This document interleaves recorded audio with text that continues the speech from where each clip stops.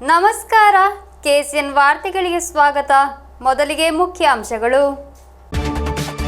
ಚೆರ್ವತ್ತೂರು ವೀರಮಲಕುಂದುವಿನಲ್ಲಿ ಮತ್ತೆ ಗುಡ್ಡ ಕುಸಿತ, ವಾಹನ ಸವಾರರು ಕೂದಲೆಲೆ ಅಂತರದಲ್ಲೇ ಪಾರು. ಕಾಸರಗೋಡು ಅಡ್ಕತ್ತಬೈಲ್ ಜಿಯುಪಿ ಶಾಲೆಯಲ್ಲಿ ಕಳ್ಳತನ, ಕಚೇರಿ ಕೊಠಡಿಯಲ್ಲಿದ್ದ ಕಪಾಟು ಒಡೆದು 5,000 ರೂಪಾಯಿ ಕಳವು. ಕಾಸರಗೋಡು ಹೊಸ ಬಸ್ ನಿಲ್ದಾಣದಲ್ಲಿ ಬೀದಿ ಬದಿ ವ್ಯಾಪಾರಿಗಳಿಗಾಗಿ ನಿರ್ಮಿಸಿದ ಕೇಂದ್ರ, ನಿರ್ಮಾಣ ಪೂರ್ಣಗೊಂಡಿದ್ದರೂ ವ್ಯಾಪಾರಿಗಳ ಸ್ಥಳಾಂತರದಲ್ಲಿ ವಿಳಂಬ. ಮಂಜೇಶ್ವರ ರಾಷ್ಟ್ರೀಯ ಹೆದ್ದಾರಿ ಸಮೀಪದ ಕ್ವಾರ್ಟರ್ಸ್ನಿಂದ ಹಾಗೂ ಮನೆಗಳಿಂದ ತ್ಯಾಜ್ಯ ನೀರನ್ನು ಹರಿಯಬಿಡಲಾಗುತ್ತಿದೆ. ಸಾರ್ವಜನಿಕ ಸ್ಥಳಕ್ಕೆ ನಿವಾಸಿಗಳಲ್ಲಿ ಹೆಚ್ಚುತ್ತಿದೆ ಸಾಂಕ್ರಾಮಿಕ ರೋಗ ಹರಡುವ ಆತಂಕ. ಕೇರಳ ಕೇಂದ್ರೀಯ ವಿಶ್ವವಿದ್ಯಾಲಯದ ಸಂಶೋಧನಾ ವಿದ್ಯಾರ್ಥಿನಿ ರೂಬಿ ಪಟೇಲ್ ನೇಣು ಬಿಗಿದು ಮೃತಪಟ್ಟ ಘಟನೆ, ತನಿಖೆ ತೀವ್ರಗೊಳಿಸಬೇಕೆಂದು ಸಹೋದರಿ ಡಾಕ್ಟರ್ ಆಶಾರಾಣಿ. ವಾರ್ತೆಗಳು ವಿವರವಾಗಿ. ಚೆರ್ವತ್ತೂರು ವೀರಮಲಕುಂದು ಎಂಬಲ್ಲಿ ಮತ್ತೆ ಗುಡ್ಡ ಕುಸಿತ ಸಂಭವಿಸಿದೆ. ವಾಹನ ಸವಾರರು ಕೂದಲೆಲೆ ಅಂತರದಲ್ಲಿ ಅಪಾಯದಿಂದ ಪಾರಾಗಿದ್ದಾರೆ. ರಾಷ್ಟ್ರೀಯ ಹೆದ್ದಾರಿ ಸಂಚಾರವನ್ನು ಕಾಡಂಕೋಡು ಹಾಗೂ ಮಡಕ್ಕರ ದಾರಿಗೆ ತಿರುಗಿಸಲಾಗಿದೆ. ಚೆರ್ವತ್ತೂರು ವೀರಮಲಕುನ್ನು ಎಂಬಲ್ಲಿ ಮತ್ತೆ ಗುಡ್ಡ ಕುಸಿತ ಉಂಟಾಗಿ ರಾಷ್ಟ್ರೀಯ ಹೆದ್ದಾರಿಗೆ ಬಿದ್ದಿದೆ. ವಾಹನ ಸವಾರರು ಕೂದಲೆಳೆ ಅಂತರದಲ್ಲಿ ಅಪಾಯದಿಂದ ಪಾರಾಗಿದ್ದಾರೆ. ರಾಷ್ಟ್ರೀಯ ಹೆದ್ದಾರಿ ಸಂಚಾರವನ್ನು ಕಾಡಂಕೋಡು ಹಾಗೂ ಮಡಕ್ಕರ ದಾರಿಗೆ ತಿರುಗಿಸಲಾಯಿತು. ಬುಧವಾರ ಬೆಳಗ್ಗೆ 10:20 ಸುಮಾರಿಗೆ ರಾಷ್ಟ್ರೀಯ ಹೆದ್ದಾರಿ ನಿರ್ಮಾಣ ಭಾಗವಾಗಿ ಅಗೆದ ವೀರಮಲಕುನ್ನುವಿನ ಪಶ್ಚಿಮ ಭಾಗದ ಮಣ್ಣು ನಿರ್ಮಾಣ ಹಂತದಲ್ಲಿರುವ ಚತುಷ್ಪಥ ಹಾಗೂ ಸರ್ವೀಸ್ ರಸ್ತೆಯ ಮೇಲೆ ಬಿದ್ದಿದೆ. ನೀಲೇಶ್ವರದಿಂದ ಚೆರ್ವತ್ತೂರು ಕಡೆಗೆ ಬರುತ್ತಿದ್ದ ಕಾಂಜಂಗಾಡ್ ನಿವಾಸಿ ಪಡನಕಾಡ್ನ SNTTI ಶಿಕ್ಷಕಿಯಾಗಿರುವ ಸಿಂಧು ಹರೀಶ್ ಅವರ ಕಾರಿನ ಮೇಲೆ ಮಣ್ಣು ಬಿದ್ದಿದೆ. ಶಿಕ್ಷಕಿಯ ಸಮಯ ಪ್ರಜ್ಞೆಯಿಂದಾಗಿ ಭಾರಿ ದೊಡ್ಡ ದುರಂತ ತಪ್ಪಿದೆ. ರಸ್ತೆಗೆ ಮಣ್ಣು ಬೀಳುತ್ತಿರುವುದನ್ನು ನೋಡಿದ ತಕ್ಷಣ ಕಾರನ್ನು ನಿಲ್ಲಿಸುವುದರ ಮೂಲಕ ಅವರು ಭೀಕರ ದುರಂತದಿಂದ ಪಾರಾಗಿದ್ದಾರೆ. ಮತ್ತೊಬ್ಬ ಸ್ಕೂಟರ್ ಸವಾರ ಪಡನಕಾಡ್ನ ಸುಧೀಶ್ ಅವರು ಗುಡ್ಡ ಕುಸಿಯುವ ಮುನ್ನವೇ ಗುಡ್ಡವನ್ನು ದಾಟಿಯಾಗಿತ್ತು. ಸ್ಥಳೀಯರು, ತ್ರಿಕರಿಪುರ ಅಗ್ನಿಶಾಮಕ ದಳ ಹಾಗೂ ಪೊಲೀಸರ ಪ್ರಯತ್ನದಿಂದ ಕಾರಿನಲ್ಲಿ ಸಿಲುಕಿಕೊಂಡಿದ್ದ ಶಿಕ್ಷಕಿಯನ್ನು ಹೊರಗೆ തരലാಯಿತು. ഏകദേശം 10 മണിയോടുകൂടിയാണ് ഈ അപകടം നടന്നത്. അപ്പോൾ നീലേശ്വരം ഭാഗത്തു നിന്നും ഒരു കാറും ഒരു സ്കൂട്ടറും വരുന്നുണ്ടായിരുന്നു. അപ്പോൾ ഇടിയുന്നത് കണ്ടിട്ട് ഈ 2 വാഹനവും സൈഡിലേക്ക് മാറ്റുകയും അവർ അത്ഭുതകരമായി രക്ഷപ്പെടുകയും ചെയ്തു. പിന്നീട് ആൾക്കാർ എത്തുകയും റോഡ് ബ്ലോക്ക് ചെയ്യുകയും മറ്റു പ്രവർത്തനങ്ങൾ നടത്തുകയും ചെയ്തു. ഉടൻ തന്നെ ഫയർഫോഴ്സും മറ്റു ഉദ്യോഗസ്ഥർ സ്ഥലത്തെത്തി വേണ്ടുന്ന നടപടികൾ സ്വീകരിച്ചു. ಜಿಲ್ಲಾಧಿಕಾರಿ ಕೆ ಇಂಬಾಶೇಖರ್, ಜಿಲ್ಲಾ ಪೊಲೀಸ್ ವರಿಷ್ಠಾಧಿಕಾರಿ ಬಿವಿ ವಿಜಯ್ ಭರತ್ ರೆಡ್ಡಿ, ಡಿವೈಎಸ್ಪಿ ಬಾಬು ಪೆರಿಂಗತ್, ಶಾಸಕ ಎಂ ರಾಜಗೋಪಾಲನ್, ತ್ರಿಕರಿಪುರ ಅಗ್ನಿಶಾಮಕ ಹಾಗೂ ರಕ್ಷಣಾ ಸೇವಾ ಠಾಣಾಧಿಕಾರಿ KV Prabhakaran, Cheemeni police inspector K Mukundan, Chandera ಪೊಲೀಸರು, ಬ್ಲಾಕ್ ಪಂಚಾಯತ್ ಅಧ್ಯಕ್ಷ ಮಾಧವನ್ ಮಣಿಯರ, ಚೆರ್ವತ್ತೂರು ಪಂಚಾಯತ್ ಅಧ್ಯಕ್ಷೆ ಸಿವಿ ಪ್ರಮೀಳಾ ಮುಂತಾದವರು ಸ್ಥಳಕ್ಕಾಗಮಿಸಿದರು. ಉರುಮೀಸು ತ್ರಿಕರಿಪುರ ನ್ಯೂಸ್ ಬ್ಯೂರೋ, ಚೆರ್ವತ್ತೂರು. ಕಾಸರಗೋಡು ಅಡ್ಕತ್ತಬೈಲ್ ಜಿಯುಪಿ ಶಾಲೆಯಲ್ಲಿ ಕಳ್ಳತನ ನಡೆದಿದೆ. ಕಚೇರಿ ಕೊಠಡಿಯಲ್ಲಿದ್ದ ಕಪಾಟು ಒಡೆದು 5,000 ರೂಪಾಯಿ ಕಳವು ಮಾಡಲಾಗಿದೆ. ಮಕ್ಕಳ ಕಾರ್ಯನಿಧಿ ಯೋಜನೆಗೆ ಸಂಗ್ರಹಿಸಿದ್ದ ಹಣವನ್ನಾಗಿದೆ ಕಳವು ಮಾಡಲಾಗಿರುವುದು. ಮಳೆಗಾಲ ಆರಂಭವಾಗುತ್ತಿದ್ದಂತೆ ಜಿಲ್ಲೆಯ ಹಲವೆಡೆಗಳಲ್ಲಿ ಕಳ್ಳತನ ಹೆಚ್ಚಾಗುತ್ತಿವೆ. ಕಾಸರಗೋಡಿನ ಅಡ್ಕತ್ತಬೈಲ್ ಜಿಯುಪಿ ಶಾಲೆಯಲ್ಲಿ ಕಳ್ಳತನ ನಡೆದಿದೆ. ಶಾಲಾ ಸಿಬ್ಬಂದಿ ಬೆಳಗ್ಗೆ ಶಾಲೆ ತೆರೆಯಲು ಬಂದಾಗ ಕಳ್ಳತನ ಬೆಳಕಿಗೆ ಬಂದಿದೆ. ಪರಿಶೀಲನೆ ನಡೆಸಿದಾಗ ಶಾಲೆಯ ಕಚೇರಿ ಕೊಠಡಿಯ ಕಪಾಟು ಒಡೆದು 5,000 ರೂಪಾಯಿಗಳನ್ನು ಕಳವು ಮಾಡಿರುವುದು ತಿಳಿದು ಬಂದಿದೆ. ಮಕ್ಕಳ ಕಾರುಣ್ಯ ನಿಧಿ ಯೋಜನೆಗೆ ಸಂಗ್ರಹಿಸಿದ್ದ ಹಣವನ್ನು ಕಳವು ಮಾಡಲಾಗಿದೆ. ಶಾಲೆಯಲ್ಲಿ ಸಿಸಿಟಿವಿ ಅಳವಡಿಸಲಾಗಿದ್ದರೂ ಕಳ್ಳ ಅದರ ಡಿವಿಆರ್ ಅನ್ನು ತೆಗೆದುಕೊಂಡು ಹೋಗಿದ್ದಾನೆ. ಅಡುಗೆ ಕೋಣೆಯಿಂದ 2 ಚಾಕುಗಳು ಕಾಣೆಯಾಗಿವೆ ಎಂದು ಶಾಲಾ ಅಧಿಕಾರಿಗಳು ತಿಳಿಸಿದ್ದಾರೆ. ಘಟನೆಗೆ ಸಂಬಂಧಿಸಿ ಕಾಸರಗೋಡು ಪೊಲೀಸರು ಪ್ರಕರಣ ದಾಖಲಿಸಿಕೊಂಡು ತನಿಖೆ ಆರಂಭಿಸಿದ್ದಾರೆ. ರಾತ್ರಿ ಸಮಯದಲ್ಲಿ ದರೋಡೆ ನಡೆದಿದೆ ಎಂದು ಊಹಿಸಲಾಗಿದೆ. ಶಾಲಾ ಕಚೇರಿ ಕೊಠಡಿಯ ಬೀಗ ಮುರಿದು ಕಳ್ಳ ಕೊಠಡಿಯೊಳಗೆ ಪ್ರವೇಶಿಸಿದ್ದಾನೆ. ಮುರಿದ ಬೀಗ ಮುರಿಯಲು ಬಳಸಿರಬಹುದಾದ ಕಬ್ಬಿಣದ ತುಂಡು ಹಾಗೂ ಚಾಕು ಎಸೆಯಲ್ಪಟ್ಟ ರೀತಿಯಲ್ಲಿ ಶಾಲಾ ಉದ್ಯಾನವನದಲ್ಲಿ ಕಂಡುಬಂದಿದೆ. ಬೆರಳಚ್ಚು ತಜ್ಞರು ಶಾಲೆಗೆ ತಲುಪಿ ಸಾಕ್ಷ್ಯ ಸಂಗ್ರಹಿಸಿದ್ದಾರೆ. ನಗರದಲ್ಲೇ ಇರುವ ಶಾಲೆಯಲ್ಲಿ ನಡೆದ ಕಳ್ಳತನ ನಾಡನ್ನು ಆತಂಕಕ್ಕೀಡು ಮಾಡಿದೆ. News bureau, Kasaragod. ಕಾಸರಗೋಡು ಹೊಸ ಬಸ್ ನಿಲ್ದಾಣದಲ್ಲಿ ನಿರ್ಮಾಣ ಪೂರ್ಣಗೊಳಿಸಲಾದ ಬೀದಿ ಬದಿ ವ್ಯಾಪಾರಿಗಳ ಕೇಂದ್ರಕ್ಕೆ ಇದುವರೆಗೆ ಬೀದಿ ಬದಿ ವ್ಯಾಪಾರಿಗಳನ್ನು ಸ್ಥಳಾಂತರಿಸಿಲ್ಲ. ಕಾಸರಗೋಡು ನಗರಸಭೆ 28 ಲಕ್ಷ ರೂಪಾಯಿ ವಿನಿಯೋಗಿಸಿ ನಿರ್ಮಿಸಿದ ಪುನರ್ವಸತಿ ಕೇಂದ್ರ ಸದ್ಯ ಸಮಾಜದ್ರೋಹಿಗಳ ತಾಣವಾಗಿ ಬದಲಾಗಿದೆ. ವ್ಯಾಪಾರಿಗಳಿಗೆ ಎಲ್ಲಾ ಸೌಲಭ್ಯಗಳನ್ನು ಹೊಂದಿರುವ ಕಟ್ಟಡ ಸಂಕೀರ್ಣವನ್ನಾಗಿದೆ ಕಾಸರಗೋಡು ಹೊಸ ಬಸ್ ನಿಲ್ದಾಣದಲ್ಲಿ ನಗರಸಭೆ 28 ಲಕ್ಷ ರೂಪಾಯಿ ವೆಚ್ಚದಲ್ಲಿ ನಿರ್ಮಿಸಿರುವುದು. 2022ರಲ್ಲಿ ಹೊಸ ಬಸ್ ನಿಲ್ದಾಣದಲ್ಲಿ ಈ ಕಟ್ಟಡ ನಿರ್ಮಾಣ ಕಾಮಗಾರಿ ಆರಂಭಗೊಂಡಿತ್ತು. ಆರಂಭದಲ್ಲಿ ಬಸ್ ಮಾಲೀಕರ ಹಾಗೂ ಕಾರ್ಮಿಕರಿಂದ ಈ ಕಟ್ಟಡ ನಿರ್ಮಾಣದ ವಿರುದ್ಧ ಪ್ರತಿರೋಧ ವ್ಯಕ್ತವಾಗಿತ್ತು. ಕಟ್ಟಡ ನಿಲ್ದಾಣದಲ್ಲಿನ ಸೌಲಭ್ಯ ಹಾಗೂ ವಿಸ್ತೀರ್ಣ ಕಡಿಮೆ ಮಾಡುತ್ತದೆ ಎಂದು ಅವರು ದೂರಿದ್ದರು. ಇದರೊಂದಿಗೆ 60 ಮಂದಿಗೆ ಸ್ಟಾಲ್ ನಿರ್ಮಿಸುವ ಯೋಜನೆಯನ್ನು ನಗರಸಭೆಯು ಕೈಬಿಟ್ಟಿತು. ನಂತರ ವಿವಿಧ ಕಾರಣಗಳಿಂದ ಕಾಮಗಾರಿ ವಿಳಂಬಗೊಂಡಿದ್ದು ಕೊನೆಯಲ್ಲಿ 33 ಅಂಗಡಿ ಕೊಠಡಿಗಳನ್ನು ಹೊಂದಿರುವ ಕಟ್ಟಡ ಸಂಕೀರ್ಣವನ್ನು ನಿರ್ಮಿಸಲಾಯಿತು. ಹಳೆಯ ಬಸ್ ನಿಲ್ದಾಣ, ಜನರಲ್ ಆಸ್ಪತ್ರೆ ಮುಂಭಾಗದಲ್ಲಿ ರಸ್ತೆ ಬದಿಯಲ್ಲಿ ಮಾರಾಟ ಮಾಡುತ್ತಿದ್ದವರನ್ನು ಈ ಕಟ್ಟಡಕ್ಕೆ ಸ್ಥಳಾಂತರ ಮಾಡಲು ನಿರ್ಧರಿಸಲಾಯಿತು. ಆದರೆ ನಿರ್ಮಾಣ ಕಾರ್ಯಗಳು ಪೂರ್ಣಗೊಂಡು 2 ವರ್ಷಗಳಿಗಿಂತ ಹೆಚ್ಚು ಸಮಯ ಕಳೆದರೂ ಇದು ಫಲಪ್ರದವಾಗಿಲ್ಲ. ವ್ಯಾಪಾರಿಗಳ ವಿರೋಧವೇ ಇದಕ್ಕೆ ಕಾರಣವಾಗಿತ್ತು. ಹಳೆಯ ಬಸ್ ನಿಲ್ದಾಣದಿಂದ ಸ್ಥಳಾಂತರಗೊಂಡರೆ ವ್ಯಾಪಾರಕ್ಕೆ ತೊಂದರೆಯುಂಟಾಗಬಹುದು ಎಂಬುದು ಅವರ ಆಕ್ಷೇಪಕ್ಕೆ ಕಾರಣವಾಗಿದೆ. ಆದರೆ ಹಳೆಯ ಬಸ್ ನಿಲ್ದಾಣದಲ್ಲಿ ಪಾದಾಚಾರಿಗಳು ಮತ್ತು ವಾಹನಗಳಿಗೆ ಅಡೆತಡೆಗಳನ್ನು ಉಂಟು ಮಾಡುವ ಬೀದಿ ಬದಿ ವ್ಯಾಪಾರಕ್ಕೆ ಅವಕಾಶ ನೀಡಲು ಸಾಧ್ಯವಿಲ್ಲ ಎಂಬ ಅಧಿಕಾರಿಗಳ ನಿಲುವನ್ನು ವ್ಯಾಪಾರಿಗಳಿಗೆ ತಿಳಿಸಲಾಗಿದ್ದು ಚರ್ಚೆ ಮೂಲಕ ಅಂತಿಮ ತೀರ್ಮಾನ ಕೈಗೊಳ್ಳಲಾಗಿತ್ತು. ಅಭಿವೃದ್ಧಿಯ ಗುರಿಯನ್ನು ಗಮನದಲ್ಲಿಟ್ಟುಕೊಂಡು ಕಟ್ಟಡ ಸಂಕೀರ್ಣವನ್ನು ನಿರ್ಮಿಸಲಾಗಿದ್ದರೂ ವ್ಯಾಪಾರಿಗಳು ಹೊಸ ಕಟ್ಟಡಕ್ಕೆ ಸ್ಥಳಾಂತರಗೊಂಡರೆ ಅವರಿಗೆ ಒಳಿತಾಗುವುದಿಲ್ಲ. ಈ ವಿಷಯವನ್ನು ಅಧಿಕಾರಿಗಳ ಗಮನಕ್ಕೆ തരലാಗಿದೆ ಎಂದು ബീദി ബദി വ്യാപാരിಗಳ യൂണിയൻ CITU കാസർഗോഡ് ഏരിയ കാര്യദർശി എ നാരായണൻ ಹೇಳಿದರು. വികസനത്തിൻ്റെ കാര്യം പറഞ്ഞുകൊണ്ടാണ് ഇത്തരത്തിൽ നിലപാട് സ്വീകരിക്കുന്നത്. പക്ഷേ വികസനത്തിന് തൊഴിലാളികൾ എതിരുമല്ല, യൂണിയനും എതിരല്ല. എന്നല്ല, വികസനം മാത്രമല്ല അതിൻ്റെ പിന്നിലുണ്ടായത്. കുറച്ച് ആളുകളെ മാറ്റി പാർപ്പിക്കുക എന്ന ഒരു ഉദ്ദേശം മാത്രമേ ഉണ്ടായിരുന്നുള്ളൂ. അതുകൊണ്ടാണ് യൂണിയൻ അതിൽ ശക്തമായ നിലപാട് സ്വീകരിക്കുന്നതും അതോടൊപ്പം നിയമ നടപടിയിലേക്ക് പോകുന്നൊരവസ്ഥ ഉണ്ടായത്. അങ്ങനെ നിയമ നടപടിയിലേക്ക് പോയതിന് ശേഷം തൊഴിലാളികൾക്ക് അനുകൂലമായ നിലപാടാണ് ബന്ധപ്പെട്ട അധികാരികളെടുത്തത്. അങ്ങനെ അധികാരികളുമായി ബന്ധപ്പെട്ട് മുനിസിപ്പൽ ചെയർമാനുമായി ബന്ധപ്പെട്ട് സംസാരിക്കാൻ വേണ്ടി തീരുമാനിച്ചു. അങ്ങനെ മുനിസിപ്പൽ ചെയർമാനുമായി ബന്ധപ്പെട്ട് സംസാരിച്ചു. അങ്ങനെ നിശ്ചയിക്കപ്പെട്ട 6 തൊഴിലാളികൾക്ക് പുതിയ ബസ് സ്റ്റാൻഡിലെ ഒരു പ്രത്യേക സ്ഥലം കണ്ടെത്തി അവർക്ക് അല്പമെങ്കിലും കച്ചവടം കിട്ടുന്ന നിലയിലേക്കുള്ള ഒരു സ്ഥലം കണ്ടെത്തിയതിൻ്റെ അടിസ്ഥാനത്തിൽ അവിടെ പുനരധിവസിക്കാൻ വേണ്ടി തീരുമാനമെടുത്തു. ಕಟ್ಟಡದ ಸಿದ್ಧತೆಗಳು ನಡೆದಿದ್ದರೂ ವ್ಯಾಪಾರಿಗಳನ್ನು ಸ್ಥಳಾಂತರಿಸುವ ವಿಷಯದಲ್ಲಿ ಭಿನ್ನಾಭಿಪ್ರಾಯಗಳು ಸೇರಿದಂತೆ ಕಾರಣಗಳಿಂದ ಬಿಕ್ಕಟ್ಟು ಉಂಟಾಗಿದ್ದರೂ ಇದು ಪರಿಹರಿಸಲಾಗದ ಸಮಸ್ಯೆಯಲ್ಲ. ಕೊಠಡಿಗಳನ್ನು ತೆರೆದುಕೊಡುವುದರಲ್ಲಿ ವಿಳಂಬವಾಗುತ್ತಿರುವುದು ಈ ಕಟ್ಟಡ ಸಂಕೀರ್ಣವನ್ನು ವಿನಾಶದತ್ತ ಸಾಗಿಸುತ್ತಿದೆ.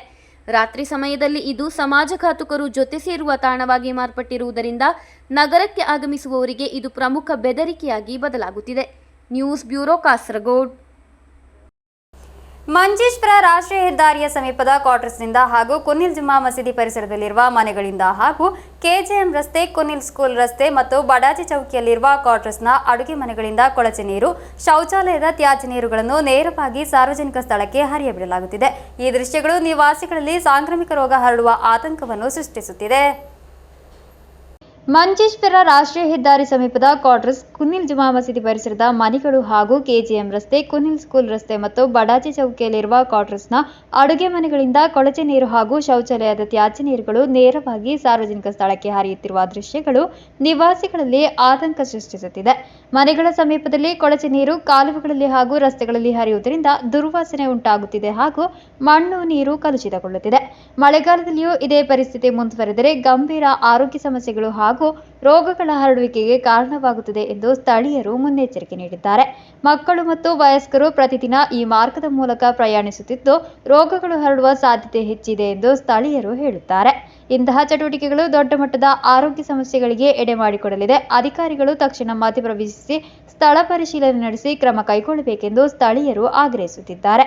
ಪಂಚಾಯತ್ ಆರೋಗ್ಯ ಇಲಾಖೆಗೆ ಹಲವಾರು ಬಾರಿ ದೂರುಗಳನ್ನು ನೀಡಿದ್ದರೂ ഇಲ್ಲಿಯವರೆಗೆ ಯಾವುದೇ സമർപ്പക ക്രമ കൈക്കൊണ്ടില്ല ಎಂದು ಸ್ಥಳೀಯರು ആരോപിಸಿದ್ದಾರೆ. മഞ്ചേശ്വരം ഗ്രാമപഞ്ചായത്തിൽ ഒരുപാട് ഫ്ലാറ്റുകളുണ്ട്. ഈ മഴക്കാലത്ത് എന്താക്കുന്ന പറഞ്ഞാൽ ഈ ഫ്ലാറ്റിൻ്റെ ആൾക്കാർ ഈ മറ്റേ ഡ്രെയിനേജ്, മറ്റേ ഈ ടോയ്ലറ്റിൻ്റെ വെള്ളം, ടോയ്ലറ്റിൽ കുറച്ച് ഓവർഫ്ലോട്ട് ആവും. അതിൻ്റെ വെള്ളത്തിന് അവിടെ മീതെ ഓപ്പൺ ആക്കി കൊടുക്കും.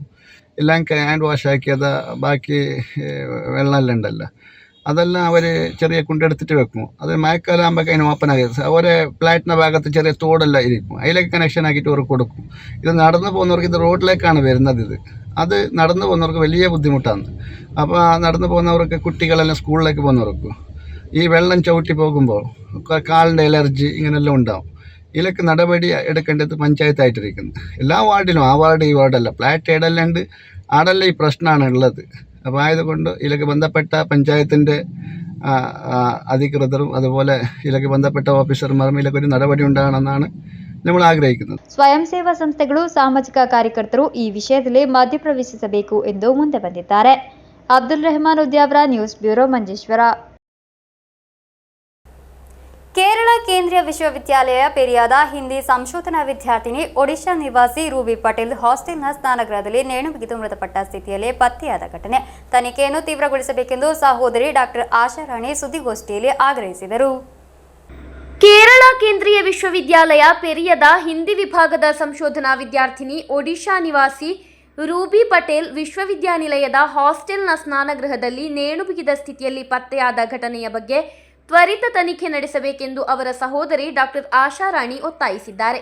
ವಿಶ್ವವಿದ್ಯಾಲಯದ ಆಂತರಿಕ ತನಿಖಾ ಸಮಿತಿಯು ಸಿಬಿಐ ತನಿಖೆಗೆ ಶಿಫಾರಸು ಮಾಡುವ ಮೂಲಕ ಪ್ರಕರಣವನ್ನು ಕೊನೆಗೊಳಿಸಿತ್ತು ಹಾಗೂ ವರದಿಯ ಪ್ರತಿಯನ್ನು ಕೋರಿ ಅವರು ವಿಶ್ವವಿದ್ಯಾಲಯಕ್ಕೆ 5 ಬಾರಿ ಪತ್ರ ಬರೆದಿದ್ದರೂ ಪ್ರತಿಕ್ರಿಯೆ ಬಂದಿಲ್ಲ ಎಂದು ಡಾಕ್ಟರ್ ಆಶಾರಾಣಿ ತಿಳಿಸಿದರು.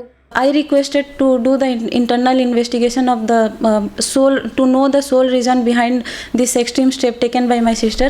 But later on, I did not get any response.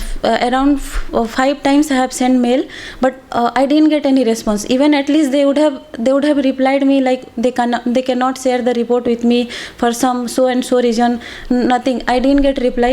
When I'm here here physically present here in the university campus, I'm getting very good responses. But the moment I'm leaving from the university, it's very unfortunate to say like I'm not giving a good kind of responses from here. So this is very unfortunate thing. We have lost our precious life of my sister, and that is not only losing life of a family member, that is losing peace of each and everyone every day. Since it is 1 year over, we are feeling like the same day is here. We are not able to forget the moment and all the scenes, all the memories, everything. But at least they can't give us back to my sister, but at least they can cooperate me for all these things. ಸುದ್ದಿಗೋಷ್ಠಿಯಲ್ಲಿ ಸಹೋದರಿಯ ಪತಿ doctor ಕುಲೇಶ್ವರ Sahu ಉಪಸ್ಥಿತರಿದ್ದರು. News bureau, Kasaragod. ದಿವಂಗತ ಮಾಜಿ ಮುಖ್ಯಮಂತ್ರಿ VS ಅಚ್ಯುತಾನಂದನ್ ವಿರುದ್ಧ ಸಾಮಾಜಿಕ ಮಾಧ್ಯಮಗಳಲ್ಲಿ ದ್ವೇಷ ಪ್ರಚಾರ ನಡೆಸುವುದಕ್ಕಾಗಿ ಕಾಸರಗೋಡು ಜಿಲ್ಲೆಯಲ್ಲಿ 3 ಪ್ರಕರಣಗಳು ದಾಖಲಾಗಿವೆ. ಬೇಕಲ್, ಕುಂಬಳೆ ಹಾಗೂ ನೀಲೇಶ್ವರ ಪೊಲೀಸ್ ಠಾಣೆಗಳಲ್ಲಿ ಪ್ರಕರಣಗಳು ದಾಖಲಾಗಿರುವುದು. ದಿವಂಗತ ಮಾಜಿ ಮುಖ್ಯಮಂತ್ರಿ ಹಾಗೂ ಹಿರಿಯ ಸಿಪಿಎಂ ನಾಯಕ ವಿಎಸ್ ಅಚ್ಯುತಾನಂದನ್ ವಿರುದ್ಧ ಸಾಮಾಜಿಕ ಮಾಧ್ಯಮಗಳಲ್ಲಿ ದ್ವೇಷ ಪ್ರಚಾರ ನಡೆಸಿದ ಹಿನ್ನೆಲೆಯಲ್ಲಿ ಕಾಸರಗೋಡು ಜಿಲ್ಲೆಯಲ್ಲಿ 3 ಪ್ರಕರಣಗಳು ದಾಖಲಾಗಿವೆ. ದ್ವೇಷ ಪ್ರಚಾರ ಆರೋಪದ ಮೇಲೆ ಪೊಲೀಸರು ಜಾಮೀನು ರಹಿತ ವಿಭಾಗಗಳ ಅಡಿಯಲ್ಲಿ ಪ್ರಕರಣ ದಾಖಲಿಸಿದ್ದಾರೆ. ಬೇಕಲ್, ಕುಂಬಳೆ ಹಾಗೂ ನೀಲೇಶ್ವರ ಪೊಲೀಸ್ ಠಾಣೆಗಳಲ್ಲಿ ಪ್ರಕರಣ ದಾಖಲಾಗಿವೆ. ಕುಂಬಳೆ ಪೊಲೀಸ್ ಠಾಣೆ ವ್ಯಾಪ್ತಿಯಲ್ಲಿ ಅಬ್ದುಲ್ಲಾ ಕುಂಜಿ, ಬೇಕಲ್ ಪೊಲೀಸ್ ಠಾಣಾ ವ್ಯಾಪ್ತಿಯಲ್ಲಿ ಫೈಜ್ ತೊಟ್ಟಿ ಹಾಗೂ ನೀಲೇಶ್ವರ ಪೊಲೀಸ್ ಠಾಣಾ ವ್ಯಾಪ್ತಿಯಲ್ಲಿ ರಶೀದ್ ಮೊಯ್ದು ವಿರುದ್ಧ ಕ್ರಮ ಕೈಗೊಳ್ಳಲಾಗಿದೆ. ಅಬ್ದುಲ್ಲಾ ಕುಂಜಿ ಹಾಗೂ ರಶೀದ್ ಮೊಯ್ದು ಫೇಸ್ಬುಕ್ನಲ್ಲಿ ಅವಹೇಳನಕಾರಿ ಪೋಸ್ಟ್ಗಳನ್ನು ಹಂಚಿಕೊಂಡಿದ್ದಾರೆ ಹಾಗೂ ಫೈಜ್ ತೊಟ್ಟಿ ವಾಟ್ಸಾಪ್ ಸ್ಟೇಟಸ್ ಮೂಲಕ ದ್ವೇಷ ಪ್ರಚಾರದಲ್ಲಿ ಭಾಗವಹಿಸಿದ್ದಾರೆ ಎಂದು ಪೊಲೀಸರು ತಿಳಿಸಿದ್ದಾರೆ. ಫೈಜ್ ತೊಟ್ಟಿ ಹಾಗೂ ರಶೀದ್ ಮೊಯ್ದು ವಿದೇಶದಲ್ಲಿದ್ದಾರೆ. ಕುಂಬಳೆ ಪೊಲೀಸ್ ಠಾಣೆ ವ್ಯಾಪ್ತಿಗೊಳಪಡುವ ಅಬ್ದುಲ್ಲಾ ಕುಂಜಿಯನ್ನು ಪತ್ತೆ ಹಚ್ಚಲು ತನಿಖೆ ಆರಂಭಿಸಲಾಗಿದೆ. News bureau, Kasaragod. ದೇರಂಪಾಡಿ ಪರಪ್ಪದಲ್ಲಿ ಕಾಡಾನೆ ನಡೆಸಿದ ದಾಳಿಯಲ್ಲಿ ತೆಂಗಿನ ಮರಗಳು, ಅಡಿಕೆ ಮರಗಳು ನಾಶವಾಗಿವೆ. ಪರಪ್ಪ ನಿವಾಸಿ ಶಮೀರ್ ಎಂಬವರ ಒಡೆತನದ ಸುಮಾರು 5 ವರ್ಷ ವಯಸ್ಸಿನ 25 ತೆಂಗಿನ ಮರಗಳು ಮತ್ತು 20ಕ್ಕೂ ಅಧಿಕ ಅಡಿಕೆ ಮರಗಳನ್ನು ಕಾಡಾನೆ ನಾಶಪಡಿಸಿದೆ. ದೇಲಂಪಾಡಿ ಪರಪ್ಪ ಪೋಕ್ಲಮುಲ ಎಂಬಲ್ಲಿ ಕಾಡಾನೆ ದಾಳಿಯಿಂದ ಪರಪ್ಪ ನಿವಾಸಿ ಶಮೀರ್ ಎಂಬವರ ಒಡೆತನದ ಸುಮಾರು 5 ವರ್ಷ ವಯಸ್ಸಿನ 25 ತೆಂಗಿನ ಮರಗಳು ಮತ್ತು 20ಕ್ಕೂ ಹೆಚ್ಚು ಅಡಿಕೆ ಮರಗಳು ನಾಶವಾಗಿವೆ. ಎಲ್ಲಾ ತೆಂಗಿನಕಾಯಿಗಳ ಹೂವುಗಳು ಮತ್ತು ಎಳೆಯ ಚಿಗುರುಗಳನ್ನು ಕಿತ್ತು ಕಾಡಾನೆಗಳು ಆಹಾರವಾಗಿ ಬಳಸಿಕೊಂಡಿದೆ. ಅರಣ್ಯ ಇಲಾಖೆಗೆ ಮಾಹಿತಿ ನೀಡಿದ್ದರೂ ಯಾರೂ ಇತ್ತ ತಿರುಗಿ ನೋಡಿಲ್ಲ ಎಂಬ ದೂರುಗಳಿವೆ. ಕೆಲ ದಿನಗಳಿಂದ ಕಾಡಾನೆಗಳು ಈ ಸ್ಥಳಗಳಲ್ಲಿ ಓಡಾಡುತ್ತಿದೆ. ಶಮೀರ್ ಮತ್ತು ಅವರ ಸ್ನೇಹಿತರು ರಾತ್ರಿ 1 ಗಂಟೆಯವರೆಗೆ ಕಾವಲು ನಿಂತಿದ್ದರು. ಅದರ ನಂತರವಾಗಿದೆ ಆನೆಗಳು ಬಂದಿರುವುದು. ಸ್ಥಳಕ್ಕೆ ಭೇಟಿ ನೀಡಿದ ಮುಸ್ಲಿಂ ಲೀಗ್ ಉದುಮಾ ನಿಯೋಜಕ ಮಂಡಲ ಪ್ರಧಾನ ಕಾರ್ಯದರ್ಶಿ ಕೆಬಿ ಮೊಹಮ್ಮದ್ ಕುಂಜಿ, ಅರಣ್ಯ ಇಲಾಖೆ ಅಧಿಕಾರಿಗಳು ತುರ್ತಾಗಿ ಮಧ್ಯಪ್ರವೇಶಿಸಿ ಪರಿಹಾರ ನೀಡಬೇಕೆಂದು ಅಧಿಕಾರಿಗಳೊಂದಿಗೆ ಆಗ್ರಹಿಸಿದರು. ಮುಸ್ಲಿಂ ಲೀಗ್ ಮಂಡಲ ಕಾರ್ಯದರ್ಶಿ ಎಂಕೆ ಅಬ್ದುಲ್ ರೆಹಮಾನ್ ಹಾಜಿ, ಮುಳಿಯಾರ್ ಪಂಚಾಯತ್ ಅಧ್ಯಕ್ಷ ಬಿಎಂ ಅಬುಬಕರ್ ಹಾಜಿ, ಪ್ರಧಾನ ಕಾರ್ಯದರ್ಶಿ ಮನ್ಸೂರ್ ಮಲ್ಲತ್, ದೇಲಂಪಾಡಿ ಪಂಚಾಯತ್ ಅಧ್ಯಕ್ಷ ಸಿಎಚ್ ಅಶ್ರಫ್ ಹಾಜಿ ಎಂಬಿವರು ಸ್ಥಳಕ್ಕೆ ಭೇಟಿ ನೀಡಿದರು. News bureau, Kasaragod. ಮಾಜಿ ಮುಖ್ಯಮಂತ್ರಿ ಹಿರಿಯ ಸಿಪಿಎಂ ನಾಯಕ ವಿಎಸ್ ಅಚ್ಯುತಾನಂದನ್ ಅವರ ನಿಧನಕ್ಕೆ ಸಿಪಿಎಂ ಬದಿಯಡ್ಕ ಸ್ಥಳೀಯ ಸಮಿತಿ ಆಶ್ರಯದಲ್ಲಿ ಸಂತಾಪ ಸೂಚಿಸಲಾಯಿತು. ಹಲವಾರು ಮಂದಿ ಕಾರ್ಯಕರ್ತರು ಭಾಗವಹಿಸಿದ್ದರು. ಸಿಪಿಎಂ ಬದಿಯಡ್ಕ ಸ್ಥಳೀಯ ಸಮಿತಿ ನೇತೃತ್ವದಲ್ಲಿ ಮಾಜಿ ಮುಖ್ಯಮಂತ್ರಿ ಹಿರಿಯ ಸಿಪಿಎಂ ಮುಖಂಡ ವಿಎಸ್ ಅಚ್ಯುತಾನಂದ ಅವರ ನಿಧನಕ್ಕೆ ಸಂತಾಪ ಸೂಚಿಸಿ ಆಯೋಜಿಸಿದ ಮೌನ ಜಾಥಾದಲ್ಲಿ ಹಲವಾರು ಮಂದಿ ಕಾರ್ಯಕರ್ತರು ಭಾಗವಹಿಸಿದ್ದರು. ಸಿಪಿಎಂ ಕಚೇರಿ ಪರಿಸರದಲ್ಲಿ ಸಮಾಪನಗೊಂಡ ಜಾಥಾದಲ್ಲಿ ಸ್ಥಳೀಯ ಕಾರ್ಯದರ್ಶಿ ಶ್ರೀಕಾಂತ್, ಮಹಿಳಾ ಸಮಿತಿ ಸದಸ್ಯೆ ವತ್ಸಲ, ಡಿವೈಎಫ್ಐ ವಲಯ ಅಧ್ಯಕ್ಷ ಶರತ್, കൃഷ്ണൻ എന്നിവരും ಸಂತಾಪ സൂചിಸಿ മാതനാടിದರು. സാധാരണഗതിയിൽ ചെയ്യുന്ന ഒരു വ്യക്തി ചെയ്യുന്ന കാര്യങ്ങളായിരുന്നില്ല സലാമിയസ് ചെയ്തിരുന്നത്. ഒരു നിറയൗവനം നിറഞ്ഞു നിൽക്കുന്ന ഒരു യുവാവിനെ പോലെ ഈ രാജ്യത്തെ, ഈ നാടിന്റെ തെരുവിലാകെ നടന്നുകൊണ്ട് ആ നാട്ടിലെ എല്ലാത്തരം ജനങ്ങളെയും, കുഞ്ഞുങ്ങളെ തൊട്ട് ഏറ്റവും പ്രായമുള്ള ആളുകളെ വരെ ആവേശം ജ്വലിപ്പിച്ചുകൊണ്ട് പ്രസംഗിച്ചും അവരുടെ അവകാശങ്ങളെ ബോധ്യപ്പെടുത്തിക്കൊണ്ടും നടന്ന ഒരു സഖാവായിരുന്നു. ಕೇರಳದ ರಾಜಕೀಯ ಇತಿಹಾಸದಲ್ಲಿ ವಿಎಸ್ ಎಂಬ 2 ಅಕ್ಷರಗಳು ಹೋರಾಟವಾಗಿ ಮಾರ್ಪಟ್ಟ ನೆನಪುಗಳ ಮುಂದೆ ಕಾರ್ಯಕರ್ತರು ತಮ್ಮ ಮುಖಂಡರ ನಿಧನದ ನೋವನ್ನು ಹಂಚಿಕೊಂಡರು. News bureau Kasaragod. ಸಣ್ಣ ಮಕ್ಕಳು ಬಳಸುವ ಡೈಪರ್ಸ್ ಮುಂತಾದ ತ್ಯಾಜ್ಯ ವಸ್ತುಗಳನ್ನು ಮಚ್ಚಂಪಾಡಿಯ ಕಿಟ್ಟಗುಂಡಿಯಲ್ಲಿ ಸಂಸ್ಕರಿಸಲಾಗುತ್ತಿದ್ದು, ಇದು ಅಲ್ಲಿನ ಜನರ ಆರೋಗ್ಯದ ಮೇಲೆ ವಿಪರೀತ ಪರಿಣಾಮ ಬೀರುವ ಸಾಧ್ಯತೆ ಇದೆ. ಈ ಕುರಿತು ಜನರಲ್ಲಿ ಜಾಗೃತಿ ಮೂಡಿಸುವ ಭಾಗವಾಗಿ ಜುಲೈ 24ರಂದು ಜಾಗೃತಿ ಸಮಾವೇಶ ನಡೆಸಲಾಗುವುದು ಎಂದು ಮಚ್ಚಂಪಾಡಿ ಕಿಟ್ಟಗುಂಡಿ ಹೋರಾಟ ಸಮಿತಿ ಪದಾಧಿಕಾರಿಗಳು ಸುದ್ದಿಗೋಷ್ಠಿಯಲ್ಲಿ ತಿಳಿಸಿದರು. ಕಾಸರಗೋಡಿನ ಜಿಲ್ಲೆಯಾದ್ಯಂತ ಸಣ್ಣ ಮಕ್ಕಳು ಬಳಸುವ ಡೈಪರ್ಸ್ ಮುಂತಾದ ತ್ಯಾಜ್ಯ ವಸ್ತುಗಳನ್ನು ಮಚ್ಚಂಪಾಡಿಯ ಕಿಟ್ಟಗುಂಡಿಯಲ್ಲಿ ಸಂಸ್ಕರಿಸಲಾಗುತ್ತಿದೆ.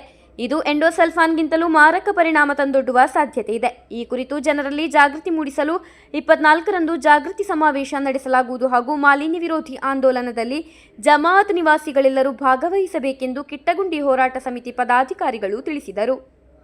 3,40,00,000 രൂപയുടെ ഒരു പ്രൊജക്റ്റ് ഇപ്പോൾ നടപ്പിലാക്കാൻ വേണ്ടി തുടങ്ങുന്നു ഫസ്റ്റ് ഇയർലി. ഇത് കുറേ കഴിയുമ്പോൾ, ഇത് ഇംപ്ലിമെൻറ്റേഷൻ കഴിയുമ്പോൾ കോടികളേലും നീടാം. ഇത് ഗവൺമെൻറ് ഫണ്ടുണ്ട്, കേന്ദ്ര ഗവൺമെൻറ് ഫണ്ടുണ്ട്, ലോകബാങ്കിൻ്റെ ഫണ്ടുണ്ട്, ഇങ്ങനെ പറഞ്ഞേക്കണം. അങ്ങനെ ആണെങ്കിൽ അത് വലിയൊരു അഴിമതികൾ കൂട്ടി നിൽക്കാൻ വേണ്ടി ഒരു പ്രൊജക്റ്റായി മാറും. മാത്രമല്ല ഞങ്ങൾക്ക് ആ നാട്ടിൽ ഉൾക്കൊള്ളാനും കഴിയില്ല. 4 വാർഡ് ഏകദേശം 700-800 വീടുണ്ട്. ഇല്ലാത്ത തരത്തിൽ തിക്കിസ്റ്റ് ഏരിയയാണ്.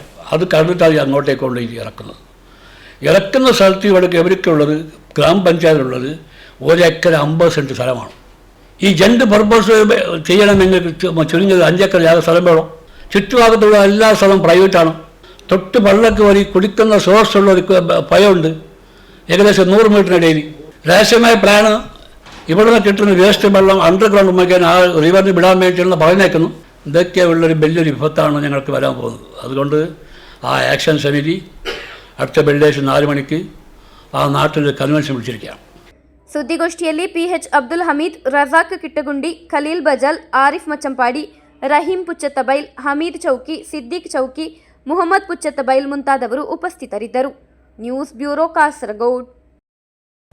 ಏತಡ್ಕದ ಪಳ್ಳಿತಡ್ಕ ತರವಾಡು ಮನೆಯ ಗದ್ದೆಯಲ್ಲಿ ದುರ್ಗಾ ಫ್ರೆಂಡ್ಸ್ ಕ್ಲಬ್ನ ನೇತೃತ್ವದಲ್ಲಿ 2ನೇ ವರ್ಷದ ಕೆಸರದ ಕಂಡುಡು ಕುಸಲ್ದ ಲೇಸ್ ಕಾರ್ಯಕ್ರಮ ಆಯೋಜಿಸಲಾಯಿತು. ಕೆಸರಗದ್ದೆ ಕ್ರೀಡೋತ್ಸವ ಸಮಿತಿ ಗೌರವಾಧ್ಯಕ್ಷ ಬಾಲಕೃಷ್ಣ ಕೆಗೆ ಕುಂಡಾಪು ಉದ್ಘಾಟಿಸಿದರು. ಏತಡ್ಕದ ಪಳ್ಳಿತಡ್ಕ ತರವಾಡು ಮನೆಯ ಗದ್ದೆಯಲ್ಲಿ ದುರ್ಗಾ ಫ್ರೆಂಡ್ಸ್ ಕ್ಲಬ್ನ ನೇತೃತ್ವದಲ್ಲಿ 3ನೇ ವರ್ಷದ ಕೆಸರದ ಕನ್ನಡು ಕುಸಾಲ್ದ ಲೇಸ್ ಕಾರ್ಯಕ್ರಮ ಆಯೋಜಿಸಲಾಯಿತು. ಕೆಸರಗದ್ದೆ ಕ್ರೀಡೋತ್ಸವ ಸಮಿತಿ ಗೌರವಾಧ್ಯಕ್ಷ ಬಾಲಕೃಷ್ಣ ಕೆಗೆ ಕುಂಡಾಪು ಉದ್ಘಾಟಿಸಿದರು. ಕೆಸರಗದ್ದೆ ಕ್ರೀಡಾ ಸಮಿತಿ ಅಧ್ಯಕ್ಷ ಹಾಗೂ ಉದ್ಯಮಿ ಮಹೇಶ್ ಕುಂಡಾಪು ಅಧ್ಯಕ್ಷತೆ ವಹಿಸಿದ್ದರು. ಧಾರ್ಮಿಕ ಮುಂದಾಳು ಹರೀಶ್ ನಾರಂಪಾಡಿ ಮುಖ್ಯ ಅತಿಥಿಯಾಗಿ ಭಾಗವಹಿಸಿದ್ದರು. ಜನರನ್ನು ಒಗ್ಗೂಡಿಸುವುದಕ್ಕಾಗಿ, ನಮ್ಮ ಸಂಸ್ಕೃತಿಯನ್ನು ಉಳಿಸುವುದಕ್ಕಾಗಿ ಇರುವ ಒಂದು ಕಾರ್ಯಕ್ರಮ. ಈಗ ಸ್ವಾಗತದಲ್ಲಿ ಹೇಳಿದರು, ನಮಗೆ ಹಿರಿಯರು ಹಲವು ಆಚಾರಗಳನ್ನು, ವಿಚಾರಗಳನ್ನು ನಮಗೆ ಬಳುವಳಿಯಾಗಿ ನೀಡಿದ್ದಾರೆ. ಸ್ವಾಗತದಲ್ಲಿ ಹೇಳಿದ್ರು, ಈ ಸಂದರ್ಭದಲ್ಲಿ ಗುರುಗಳನ್ನು ಪಾದ ಮುಟ್ಟಿ ನಮಸ್ಕರಿಸುವುದು ಸಹ ಒಂದು ತಪ್ಪು ಎಂಬ ಭಾವನೆಯನ್ನು ಪ್ರತ್ಯೇಕವಾಗಿ ಕೇರಳದಲ್ಲಿ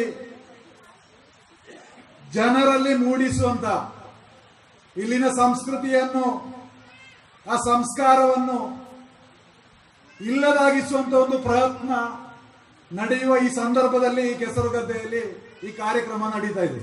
ಹವ್ಯಾಸಿ ಪತ್ರಕರ್ತ ಹಾಗೂ ಶ್ರೀ ಸದಾಶಿವ ದೇವಸ್ಥಾನದ ಆಡಳಿತ ಮುಕ್ತೇಸರ ಚಂದ್ರಶೇಖರ ಏತಡ್ಕ, ಧರ್ಮಸ್ಥಳ ಸ್ವಸಹಾಯ ಸಂಘದ ಸೇವಾ ಪ್ರತಿನಿಧಿ ಲಾವಣ್ಯ ಪಡಿಕಲ್ಲು, ವಿಶ್ವ ಹಿಂದೂ ಪರಿಷತ್ ಜಿಲ್ಲಾ ಸಹ ಕಾರ್ಯದರ್ಶಿ ಹರಿಪ್ರಸಾದ್ ರೈ ಪುತ್ರಕಳ, ಪಳ್ಳತಡ್ಕ ಮನೆಯ ಹಿರಿಯ ವ್ಯಕ್ತಿ ಧೂಮಪ್ಪ ಮೂಲ್ಯ ಪಳ್ಳತ ಮೂಲೆ ಉಪಸ್ಥಿತರಿದ್ದರು. ಈ ಸಂದರ್ಭ ಸ್ಪರ್ಧೆಯಲ್ಲಿ ವಿಜೇತರಾದವರಿಗೆ ಸ್ಮರಣಿಕೆ ನೀಡಿ ಗೌರವಿಸಲಾಯಿತು. ಸೌಭಾಗ್ಯ ಪ್ರಾರ್ಥನೆಗೈದರು. ಕೆಸರುಗದ್ದೆ ಕ್ರೀಡೋತ್ಸವ ಸಮಿತಿ ಸದಸ್ಯ ಹಾಗೂ ಅಧ್ಯಾಪಕ ನವೀನ್ ಕುಮಾರ್ ಪುತ್ರಕಳ ಸ್ವಾಗತಿಸಿ ಕೆಸರುಗದ್ದೆ ಕ್ರೀಡೋತ್ಸವ ಸಮಿತಿ ಕಾರ್ಯದರ್ಶಿ ಸುರೇಶ್ ಕುಮಾರ್ ಎಸ್ಗೆ ಧನ್ಯವಾದವಿತ್ತರು. ಕೆಸರುಗದ್ದೆ ಕ್ರೀಡೋತ್ಸವ ಸಮಿತಿ ಸದಸ್ಯ ಹಾಗೂ ಅಧ್ಯಾಪಕ ಶಶಿಧರ್ ಗುದಿಂಗಿಲ ನಿರೂಪಿಸಿದರು. News bureau Kasaragod. ಕೊನೆಯಲ್ಲಿ ಮತ್ತೊಮ್ಮೆ ಮುಖ್ಯಾಂಶಗಳು. ಚೆರ್ವತ್ತೂರು ವೀರಮಲಕುಂದುವಿನಲ್ಲಿ ಮತ್ತೆ ಗುಡ್ಡ ಕುಸಿತ, ವಾಹನ ಸವಾರರು ಕೂದಲೆಲೆ ಅಂತರದಲ್ಲೇ ಪಾರು. ಕಾಸರಗೋಡು ಅಡ್ಕತ್ತಬೈಲ್ ಜಿಯುಪಿ ಶಾಲೆಯಲ್ಲಿ ಕಳ್ಳತನ, ಕಚೇರಿ ಕೊಠಡಿಯಲ್ಲಿದ್ದ ಕಪಾಟು ಒಡೆದು 5,000 ರೂಪಾಯಿ ಕಳವು. ಕಾಸರಗೋಡು ಹೊಸ ಬಸ್ ನಿಲ್ದಾಣದಲ್ಲಿ ಬೀದಿ ಬದಿ ವ್ಯಾಪಾರಿಗಳಿಗಾಗಿ ನಿರ್ಮಿಸಿದ ಕೇಂದ್ರ, ನಿರ್ಮಾಣ ಪೂರ್ಣಗೊಂಡಿದ್ದರೂ ವ್ಯಾಪಾರಿಗಳ ಸ್ಥಳಾಂತರದಲ್ಲಿ ವಿಳಂಬ.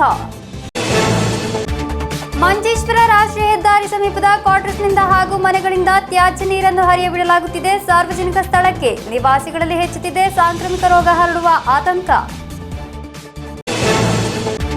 ಕೇರಳ ಕೇಂದ್ರೀಯ ವಿಶ್ವವಿದ್ಯಾಲಯದ ಸಂಶೋಧನಾ ವಿದ್ಯಾರ್ಥಿನಿ ರೂಬಿ ಪಟೇಲ್ ನೇಣು ಬಿಗಿದು ಮೃತಪಟ್ಟ ಘಟನೆ, ತನಿಖೆ ತೀವ್ರಗೊಳಿಸಬೇಕೆಂದು ಸಹೋದರಿ ಡಾಕ್ಟರ್ ಆಶಾ ರಾಣಿ. ಇಂದಿನ ವಾರ್ತಾ ಸಂಚಿಕೆ ಇಲ್ಲಿಗೆ ಮುಕ್ತಾಯವಾಯಿತು. ಮುಂದಿನ ವಾರ್ತಾ ಸಂಚಿಕೆಯೊಂದಿಗೆ ಭೇಟಿಯಾಗೋಣ. ವಂದನೆಗಳು.